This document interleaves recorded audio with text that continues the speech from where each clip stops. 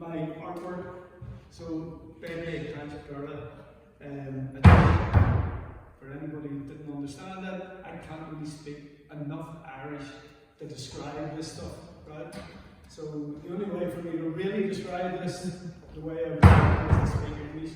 I'd love to be able to do it all as Gaelic, but I'm not proficient enough. I'm proficient enough to know that I can't do it. So anyhow, as Derby says, they asked me to come and do an exhibition for Asia. And I think it's brilliant what Asia are doing. And I'm very, very happy to support them and put on an exhibition and just, you know, throw the ball out there and see where, you know, where it lands. So anyhow, this exhibition is made up of some pieces of other exhibitions and other topics. And I would love to have had time to do a full show of Sweeney Astray, right? The first time I came across Sweeney Astray was whenever I was in school. There was a young fellow in the school who was from Cork, and his name was Sweeney, and we all called him Mad Sweeney. You know, people would say, "Why do you call him Mad Sweeney?" And somebody says, "Because all the Swedes are mad," right? But you know, when you think of the theme of Sweeney Astray, the mad man in Ireland, the mad king in Ireland, like straight away, like it's just one of those things where you think, I want to know more about that, you know. So how the Sweeney Astray turned into this gathering of artwork was I went out into my backyard and I was poking through my bog looking for a new piece to do, and I was going to lift this piece. I was sitting on top of the shopping trolley, and as I was standing there, I tapped the screwdriver on it, and the next thing a robin flew out, right? I went, what the fuck is that? I looked in and there was a wee nest with 5 eggs in it. So I then couldn't lift that piece that I was going to lift. I went off looking for something else. And this piece here basically shouted at me, you know, take me. So and when I lifted it up, I just thought Sweeney Astray and the bird idea came into my head. And having encountered the robin 2 seconds beforehand, it was almost like it was meant to be, you know. So I had no, you know, sometimes you just pick up a piece of wood and it's like, you know, it's your idea is just there. You don't have to work at it. You know, I just looked at it and thought, this is going to be Sweeney Astray. And then you start to do bit by bit, and then things start to reveal themselves. Maybe a wee bit, but you know, the way you might experience when you write your poetry. Sometimes, you know, an idea comes and it just flows out. Other times you have to struggle with it, you know. And when you have to struggle with it, sometimes it's really there, you know, is what I would ask myself. So, yeah, I just started doing bits and pieces, you know. And the Sweeney Astray story is, before talking about sculpture, the Sweeney Astray story is from like medieval era. It was written first in early Irish and then translated by, I think it's James O'Keefe.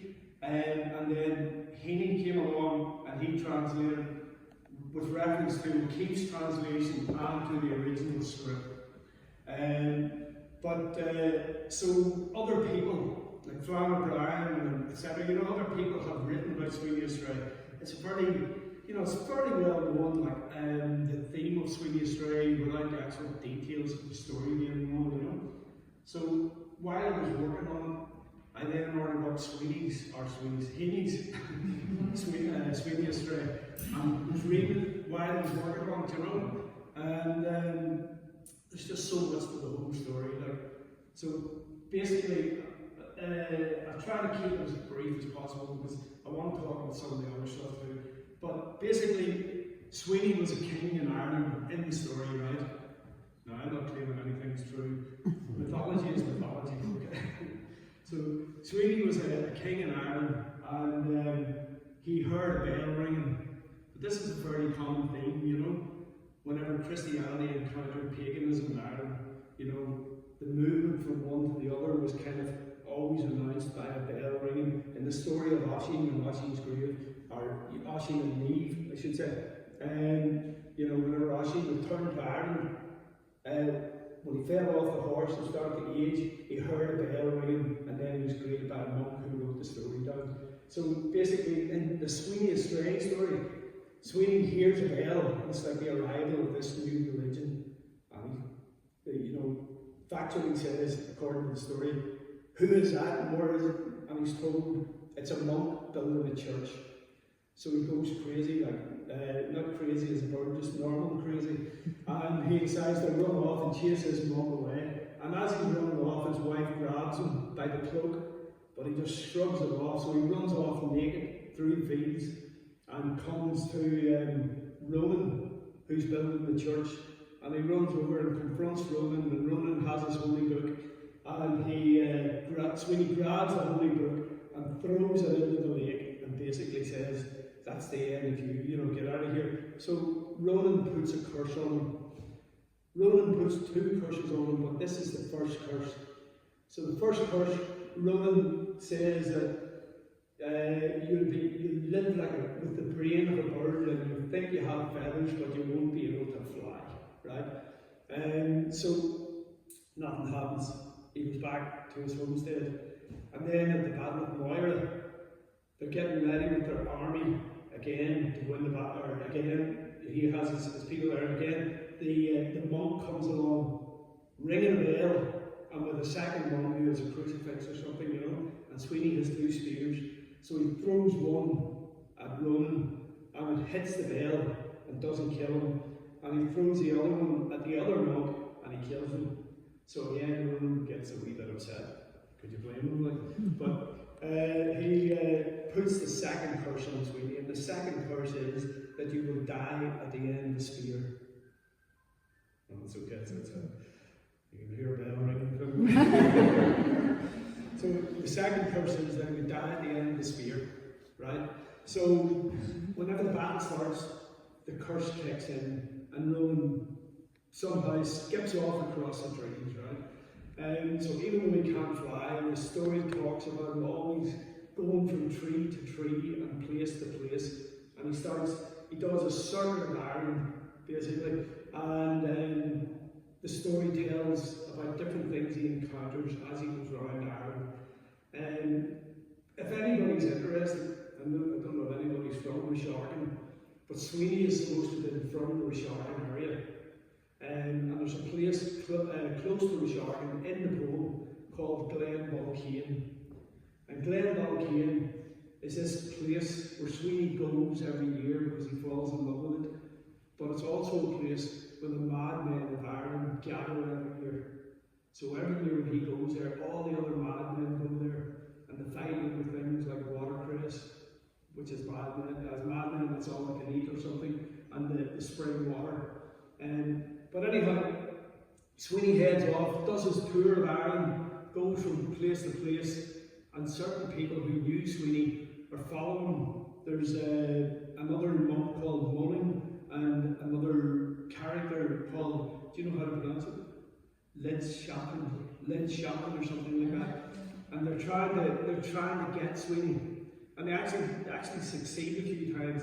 They get him and tie him up and bring him back to his home, and he comes back to normal, almost normal again. And then something happens that flings him off over the trees again. At one point he's chased by the hag up over Dunserrick, and there's a story that he goes over Dunserrick, but somehow manages to juke to one side, and the hag goes over and is killed on the rocks.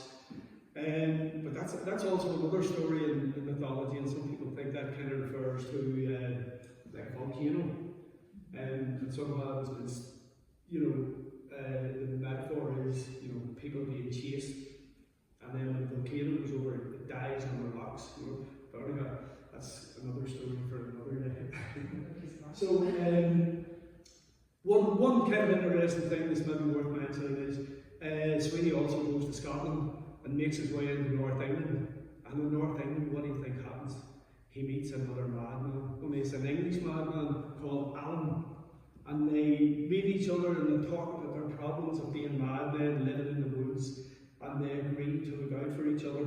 But Alan says, this bond will only last for 1 year because my curse is going to take effect in 1 year's time, and I'm going to die, so you'll be free to carry on in your crazy journey, So what happens is I'm going to cut to the final part here. There's someone near his home place connected to Moling the monk, who they befriend him, and they know that he was the king, and they sort of, they want to help him. So the monk says, every morning I want you to the woman to feed him. So every morning what she does is she goes out and she puts the heel of her foot and pushes it into the ground to make an indentation, and then she fills it with milk. And Sweeney, who's up in a yew tree, all symbolic. The yew tree is connected to religion again, He's up in a yew tree close by and sees the milk getting poured into the indentation. And whenever people go away, he hops down out of the tree and comes over and laps it all up, right? So every day, this woman goes out and feeds him. But there's another woman who looks at this activity and she's jealous, So she goes, I just forget the names off the top of my head, right? So she goes to her husband and says, your wife is meeting another man over at the yew tree, right? So basically the husband then, he goes a bit crazy too, and he lifts his spear and he runs out and he hides in another bush. And whenever he sees Sweeney coming down to lap up the milk one morning, he fires a spear at him and hits him goes right through him. So it's obvious he's going to die, but then Moling the monk comes to a bit of a comparison here again with Oisin and sympathetic and bells. So Moling the monk comes, meets Sweeney, talks to him, and he takes him to the local church. And on the way into the church, Sweeney tells his whole story and decides to somehow convert to Christianity. And basically that's the end of the story, So I've just given you a very brief run through it, It's worth reading, definitely something that's worth reading, worth understanding, worth thinking about. But there's something about the idea of the madmen of Ireland meeting in a glen outside in the shark, it just makes me think, wow, can you imagine what we've done, So then I started working at this sculpture, and I love it, but there's no front or back to it. Like most sculptures are 100% walk around, and so I have like an image of a man here. This was like a natural piece of wood that just kind of worked up a bit more to clean it up and make it work a bit better, and I was kind of thinking, if you imagine, well, not on a chain, but some other birds, they had this like mane up at the back of their heads. There's kind of like a wing attached to his arm, and one of his legs is also a bird's claw. There's a couple of wee Celtic spires, but if you walk around, there's an image of a bird here. There's an image of two birds on the back. You have to look for them, but the more you look at this, the more the more it emerges, because there's many there were natural features of the wood that I just cleaned them and made them work. Cut bad bits out of it and made them work a lot better. And it's not a piece that I think this will be the first one of many Sweeney Astray pieces that I'll do, right? And there's one painting that I did as well after doing the sculpture, and it's Sweeney Astray at Glen Balkin, with my first kind of draft of the image of the madmen of Ireland appearing in one place. I'm not going to describe it, you can see it yourselves, look at it with those thoughts in mind, and you'll see your own thing, So some of the other stuff that I have here is from, there's 3 exhibitions. One of them is about the Browder Boat. One of them is from the Seamus Heaney series that I did, and one of them is some images and some work from the bee exhibition that I had. By the way, we have the oil museum of bees. But this one here is kind of, doesn't belong to any of those. This is another piece of bog oak. For anybody just to recap that doesn't know what bog oak is, or has some idea of bog oak, bog oak is an oak tree that fell into swampy ground maybe 5, 6, 7,000 years ago. Maybe shorter sometimes, the longer it's in, the blacker it gets. I have pieces that are black on the outside, and this one, for example, if you look at it, on what would be the back of here, you can see it's a bit red. You know, if that had been in the bog for another 1,000 years, that all would have been black.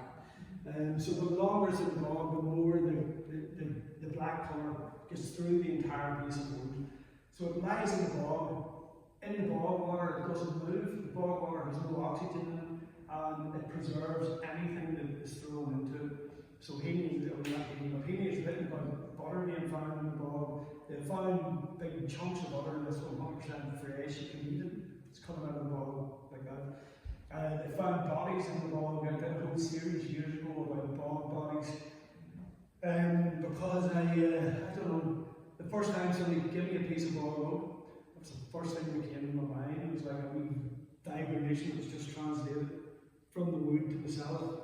And how we experienced, I hope it's not too horrific for anybody, but years ago, I had something similar to a dream that I used to feel this like feather rubbing across my neck all the time, you know. It was like, I can't bear anything touching my neck, right? And I used to think it was like something rubbing a feather on it, you know. But then I had this kind of unusual dream one time that I had my throat cut and was pushed into a bog. And I remember seeing the actual like the bog closing up after me. And then I had thought, is that why I thought of those things when I see bog? You know, I had never done sculpture before until somebody handed me a piece of bog. And then I started making bog bodies. So it was kind of, maybe I'm just another crazy Sweeney, you know, bad ideas. But something that sort of, you know, I remember, I kind of think, who knows, this is one of the mysteries of life, you know. But this piece here is based on St. Kevin. St. Kevin was also, before Christianity arrived, he was the god of nature. And one of the famous stories about St. Kevin is that he supposed to yawn one day, put his hands out in the air like this, and the next thing a blackbird landed in one hand. Because the blackbird landed there, he didn't take it down. And then another one landed, and they started building a nest. And then they laid eggs, and they fledged the young, and they all took off out of the nest. And finally, St. Kevin took his hand out. So, you know, I didn't say believe these stories. So, if you look on this, you know, there's a blackbird here at the top. There's a Christianity figure, but there's also the pagan image of like a pre-Christian god. And there's some nature images down the sides, and some other blackbirds in it, and musical notes. And for Irish mythology, bog oak is just such a perfect material to make mythical images out of. You know, I like to think that the bog oak was around whatever inspired these stories.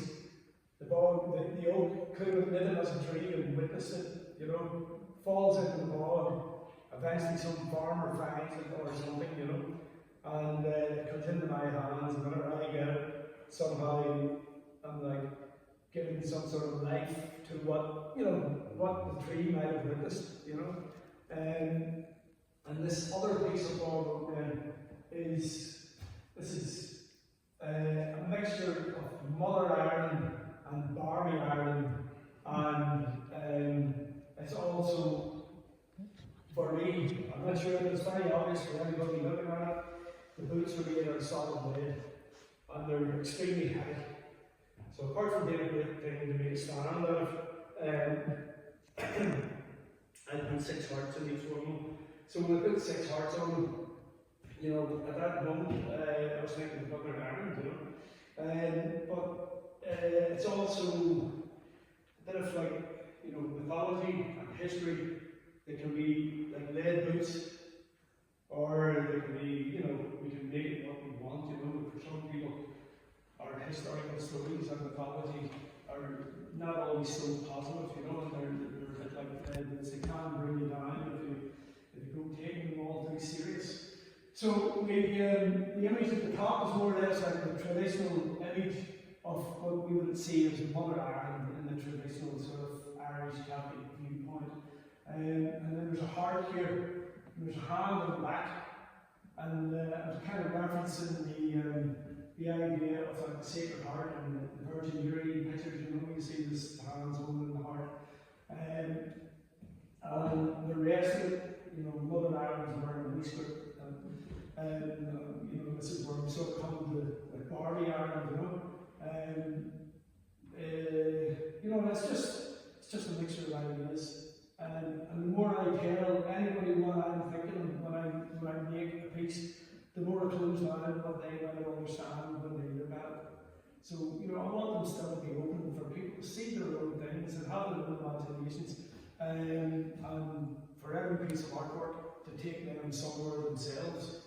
This one here directly relates to the story of Satanta, when he was actually born in Meath. And when he left Meath, he came north looking for King Connor, who was supposed to be his father. He got to Navan Fort, and all the boys were out playing hurling. And as we all know, Cushendun was a great hurler. He was known as Satanta then. So when he arrived at Navan Fort, on his way, he used to hit the ball up in the air and then run and catch it before it hit the ground, you know. He was as good as any Antrim man, I think. So when he got to Raymond Fort, the boy troop were all playing hurling, and he kind of seen them playing hurling and thought, oh, I'm joining. So as soon as he attempted to join the match, they all attacked him and started hammering the shite out of him, basically. So King Connor was off playing chess in the story, and he heard all this ruckus going on and decided to go out and sort them all out. So when he got there, you know, he split them all up and he said, right, what's this about? And the boy troop says, he tried to join us and he didn't ask for our protection. And King Connor, is that it? He says, Satanta asked for the protection. So he asked for their protection. And King Connor thought, that's the end of that. And he was just about to leave when the next thing they all started fighting again, you know. And he broke it all up again and he said to both the boy troop and Satanta, like, what's this all about? And Satanta says, I got their protection, but they didn't ask for mine. And so he was just about to go and attack me again, you know. And King Connor, you know, well, he made peace again. He got him to ask for protection once more. So, you know, a bit more kind of literal, this story, but still, you look at it and you can see scores of hurlers in it and other faces, and you know, it's kind of, it's one piece that I'm really likes. I like to go to the hurling club, but I don't want to say too much more. So, I'll just briefly go on a quick explanation of some of the other stories, right? And he's also with me this evening. Okay, so the broider boat stuff, which is just behind us there, right? And this is all the broider boat story as well. This is another piece of all book. Most of my bits of all book, initially I was getting around South Derry. There was a guy who came to an exhibition I was having one time, and it was from Port Glenone. His name was something McKnight, Chris McKnight or something like that. And he came in and he said, is that ball book? And I said, yeah. And he says, do you want some? And I said, yeah.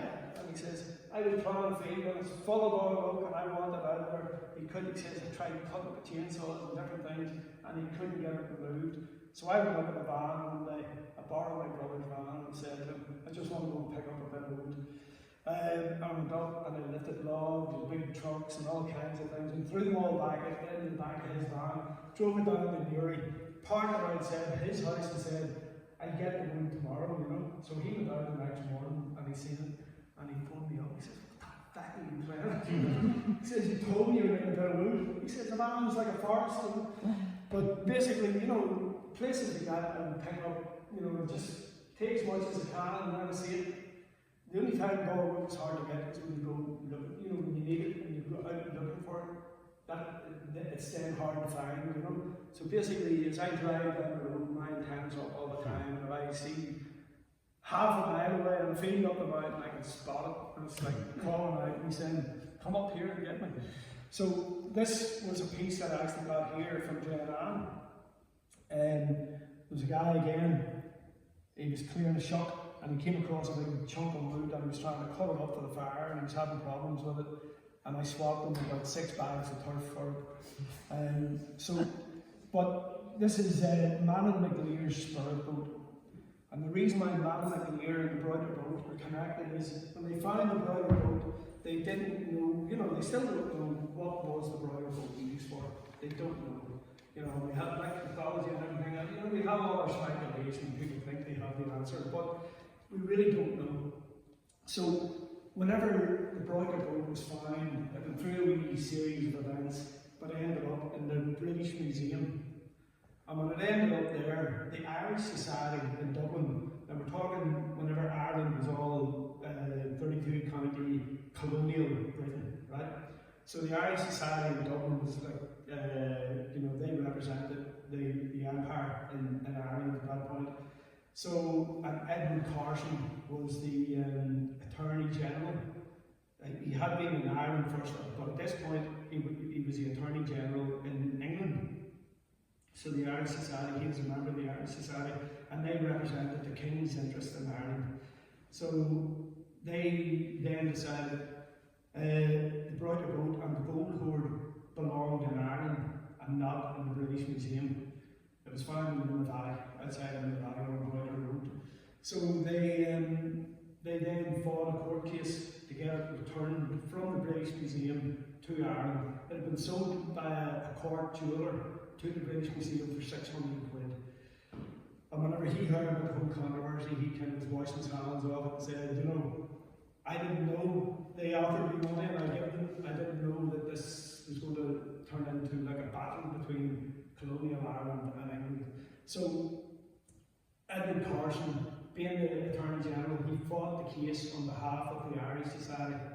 And when it went to court, the evidence in court was given all the evidence for how the boat would have got buried in a hole near in the valley.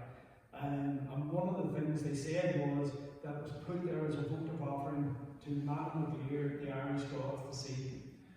So this was submitted, there's written evidence of this being submitted. I went over to the Kew Gardens and I photographed all the evidence and brought it back with me.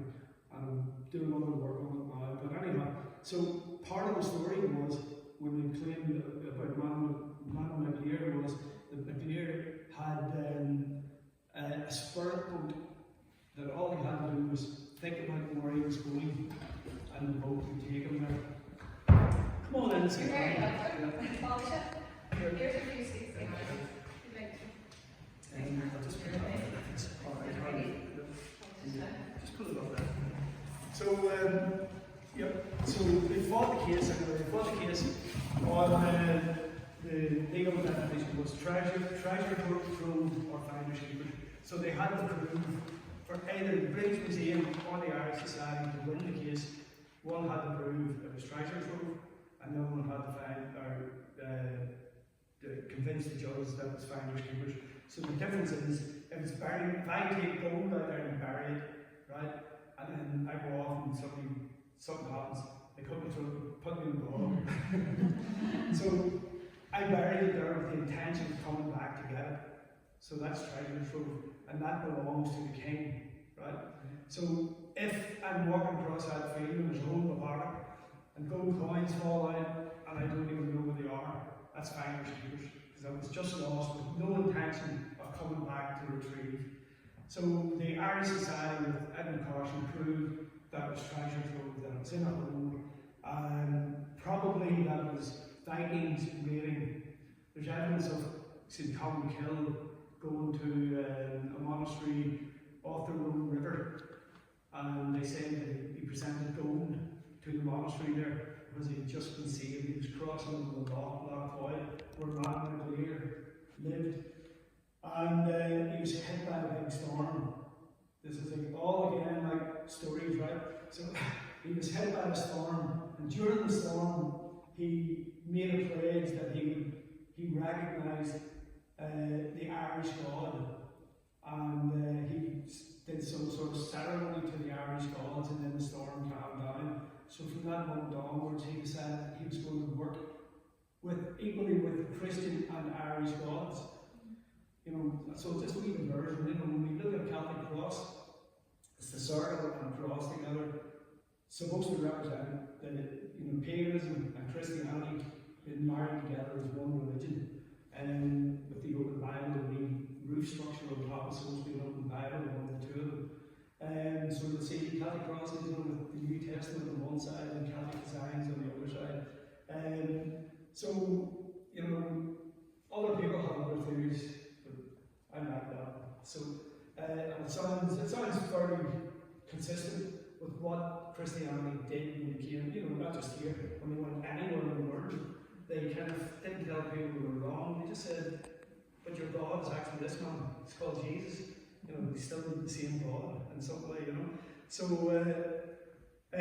so this is Matt McNair's spirit boat. Sorry, that was a wee bit of a diversion. And on the spirit boat, I put images that were kind of sacred to almost every king in Ireland at the time. On one side here, there's like a cauldron, a sword, and a board, and they're symbols of, you know, like water or drinking, security, and the board's the food, you know. On this side, there's a couple of like salmon, and this is Madam McNair being part of the boat. And this hole, for anybody that's wondering why I put that on, you know, my piece of wood was much bigger. I cut it down, got these nice solid bits out of it, and decided to make this into a portal hole. So it's about moving from one dimension to another, and this is the, you know, the power to move the boat. So this is all part of the Madam McNair's, or the Broider boat story, which one of the things they thought was that the Broider boat might have been a symbolic vessel to take the spirit or soul from this world into the next world, or into the happy hunting ground, or up into heaven, or whatever, you know, it's your own call, like, you can go your own. But nobody knows any of these things. So this is part of the evidence that was presented in court in England. And they pronounced that it was treasure trove, and the boat and the gold hoard came back to Ireland and was put in the gallery in Dublin, the National Gallery. So then we had partition. And by law, the hoard belongs in the political state that it was found in. So there's still a wee bit of like the political state that was found in is no longer the one that was found. Well, it's the one that was found in, but that doesn't exist anymore. So the political state where it was found is now not in Ireland. So whenever they had the Derry UK City of Culture event, they agreed to allow the Golden Hoard to come to Derry to go on exhibition. So the first place it went to was the Roe Valley Arts Centre. And when it was in the Roe Valley Arts Centre and Derry, they said, the museum in Dublin said that the boat was too fragile, they couldn't move it, right? So the rest of the hoard went, but they didn't have a broider boat. So the Roe Valley asked me to make a broider boat, and I made it like a replica out of bronze, and then did an entire exhibition around it as well.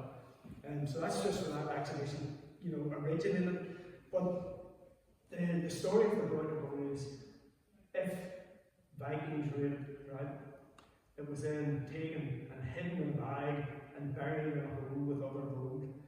Then it was years later hit with a plough as farmers ploughed the field and taken their own job box thing, and some housemaid pulled their clay off and washed the boat. Now it was damaged, but it was all still there. And then it went to a jeweller's in Derry, and then the farmer who owned the land, took possession of it, paid the two boys, the ploughman who found it, and gave them a fiver each, and brought it to Derry. There's a few wee bits missing as well, and nobody knows where they went to, but the housemaid is a big suspect. But then it went to Derry and sold to the jewellers in Derry, and passed through the jewellers in Belfast, and went to the jewellers in Cork, and they did some repair work on it, and then sold to the British Museum, and then the court case they came back to Dublin. But it was too fragile to go there. You know. So, you know, and my story about it is they know that this grey area exists about ownership of it, and so they didn't want to release it to the north in case some unionist in the north said, this is ours, it's not going back, you know. Which, you know, just would have had all these other implications going with it. So I had an image of Carson there with some of the items from the gold hoard kind of floating around it, you know. And with the boat was also a golden cauldron. The same thing that I have on the side of this sculpture. And the cauldron was like, you know, symbolic of many things, but one thing was like regeneration or rebirth, or, you know, it's a bit vague. There was generally something along those lines. The cauldron was like new life was going to come out of. There's a cave, a mythical cave down near the Paps in the park, and there's supposed to be an apple tree in it. The apples fall off it and they fall into a cauldron. And whenever the Celtic warriors or the Athenian warriors, whenever they were wounded close to death, they'd go into this cave and they'd drink from the cauldron, and then they'd come out again, round to go. So, you know, that's what the cauldron kind of represents in mythology, you know. But I'll take a wee step further, since I have a sheet in the name there as well. The Paps, if anybody, I don't know how familiar you are with your Irish, but the Paps really refer to breasts. So when you look over and you see the Paps of Europe, you're looking at the breasts of Europe, right? So the Paps in Kerry are like supposed to be breasts. Ireland is a woman. The cave is a place that you go to and get reborn out of. You can work it out yourself, I think. This painting over here with the four rounded boats on, I just did that after I did Sweeney Astray just a couple of weeks ago. It was barely really dry, I didn't even want people to touch it. So when I only had the trail in there about the Paps and the cave, I don't know if anybody else can see it, or if I was Sweeney Astray, man. But I don't know if I should tell you. There's basically a cave, right? And it's about regeneration and rebirth. The cave's right in the middle there where the moon beams go into. That's not the sun, it's the moon. And the boats are going off into the next, into the next dimension. So the two mountains on each side, they're not paths. There's something else you can work it out. Can you tell me what they are? Does anybody see anything what I'm referring to? I mean, they're not obvious, right? But if you imagine the legs, right? It might start to become obvious. So then I had another exhibition on Seamus Heaney. And Seamus Heaney, since I started making artwork, has been like something I've never stopped making art about. And actually I just remember this lady here, when I made my first piece of bog rope, when I said I got this guy in the bog rope to give me a wee joke, and she gave me a Cushendun statue, and that became the first thing, actually, when I was talking about the bog bodies, they came pretty soon after that. The Cushendun statue was the first thing that I used as a model, so I just thought it's interesting. So Seamus Heaney, also he has written poems about bog bodies, so other stuff from the bog. I mean, the bogs are a big thing in Missouri poetry. And when I got my first exhibition together, I wrote a letter and asked him would he come and look at the exhibition. And he wrote back, which is great. I didn't even know whether to get a letter back, So he wrote back, there's no emails then, and he gave me his blessing for what I was doing, reinterpreting his poetry. And he gave me a wee quote that I've used over and over since then. And it was a quote from one of the Yeats poems called Byzantine.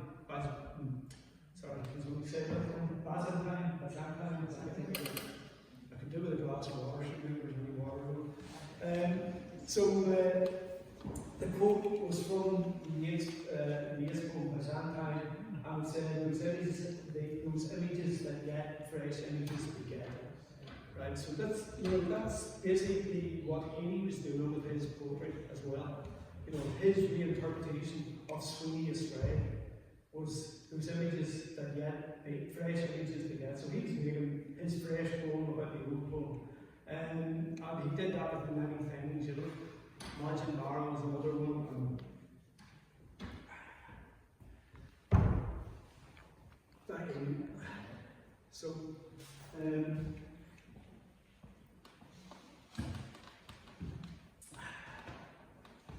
So yeah, these are just based on some of his poem called The Anvil. He has another one called Sheena the Gig, and the other one was called The Lug in the Boot. I'm not sure if that's a title or if that was just like a key phrase from within the poem.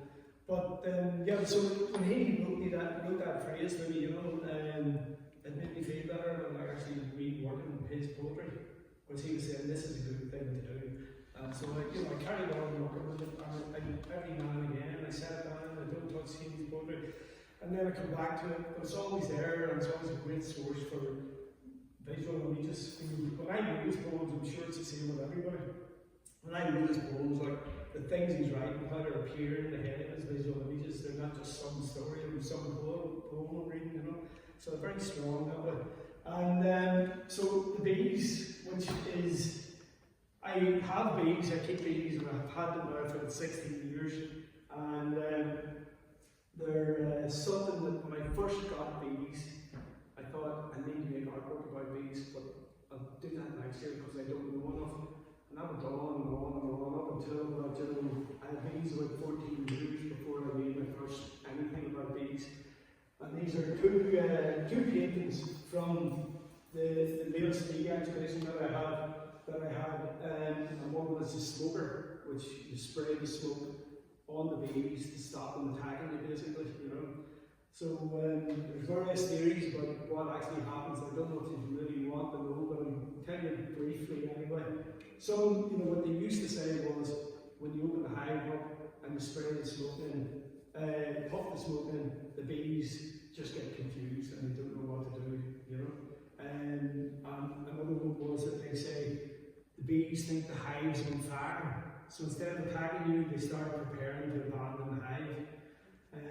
But I think generally what actually happens now is they know that the queen and the guard bees give off a pheromone, like some sort of scent that the other bees can pick up, and when you put the smoke in, it masks the pheromone, so the bees are disturbed, but they don't know what to do about it. So whenever the guards send out their pheromone signal, the bees understand it, or, you know, sting him. But so we put the smoke in, they don't know what to do because they're not getting the message. So they think it masks the message that's coming from inside the hive. And I can talk about bees all day, right? But so I'm not going to do that. I just think there's such an interesting thing to talk about, you know. You know, especially the idea that there's a hive mind, that within the bees, there's nobody actually, there's no, like, they might call the queen a queen, but she's not making any decisions, you know. There's nothing in the beehive that can be seen as the leadership or something. There's nobody at the top. Years ago, whenever kings wanted to show legitimacy for ruling over their kingdom, they said the big bee in the hive was a king. The people who kept bees knew that that couldn't be true because the king was laying eggs. So the queen is actually as much a prisoner, more of a prisoner than a queen. She has an entourage of maybe about 12 bees that encircle her all the time, and they move her about the hive and they tell her where to lay the eggs. She only leaves the hive twice. Once when she goes out to get mated by about 40 drones, and around 4, which is 40 if she's right. But sorry. So whenever she leaves the hive and goes out, there's drones out there waiting for her. You know, she gets mated, gets back into the hive, and then she can lay eggs. The next time she leaves, it's whenever she's starting to get old, and they decide, the hive decides to replace her. So the queen gathers half the workers in the hive. They all store up with supplies and they leave, and away they go, following the old queen. And she sets up another hive and it all starts all over again. But after she lays about 5 or 6 queen eggs, which But anyhow, this is about bee dances. It's called bee dances, right? So the bees inside the hive, when they communicate with vibrations. So the queen bee in the hive can make sounds, and it sounds a bit like a wheel underneath the water. You hear that, you know, that sort of moaning sound that they make. So the queen makes that noise, which is actually rubbing. She's rubbing the hairs on her legs on the bee comb, and it vibrates through the whole hive, and that's how the bees communicate with each other. So whenever the bees find a good source of nectar, we break it down into three areas, which this thing represents. If the nectar's like a mile away, the bee who knows this is a good place to get food comes back to the hive and does a dance inside the hive. So it kind of goes down in a wee good line in this, you know, wiggling back and forward, and makes a vibration, and then it runs back up again and runs down again. So the angle that it's running down refers to the angle of the sun when you go out of the hive, and the further it vibrates down refers to the distance. So they can very accurately do their dance, and the other bees pick up the vibration all over the hive, because every frame in the hive is connected by bits of wax and stuff. So the vibration will travel all over the hive, and they all understand there's food out over there, close to the top of the mountain. And then, if it's like not as far, they do this. So that would be the dance. That would be the dance. These